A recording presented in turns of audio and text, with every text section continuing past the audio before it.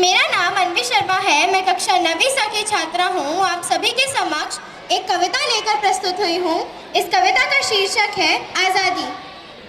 कहने को तो हम आज़ादी की बड़ी बड़ी बातें कह जाते हैं। अरे कहने को तो हम आज़ादी की बड़ी बड़ी बातें कह जाते हैं, जब हमारे जवान सियाचिन की ठंड में अपना धर्म निभाते हैं। तपती भीषण गर्मी में एक सांस में कुर्बान हो जाते हैं। क्या हम वाकई आज़ादी का मूल्य समझ पाते हैं? क्या हम वाकई आज़ादी का मूल्य समझ पाते हैं?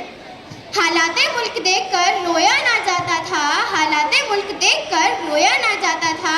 कोशिश करते थे हजारों, फिर भी मुंह ढककर सोया ना जाता था। कितने चढ़े थे फांसी पर, कितनों ने गोली खाई थी।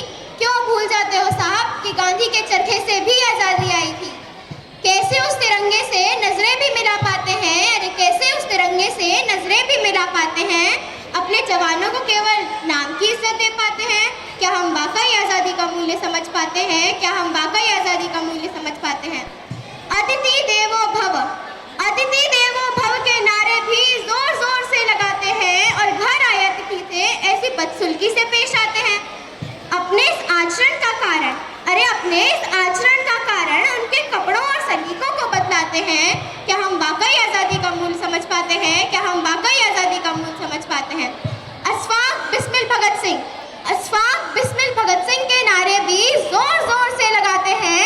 हिंदू मुस्लिम सिख ईसाई सब हैं भाई भाई, ये भी बतलाते हैं। फिर क्यों उन दंगों में हमारे ही भाई मारे जाते हैं? क्या हम वाकई आज़ादी का मूल्य समझ पाते हैं? क्या हम वाकई आज़ादी का मूल्य समझ पाते हैं?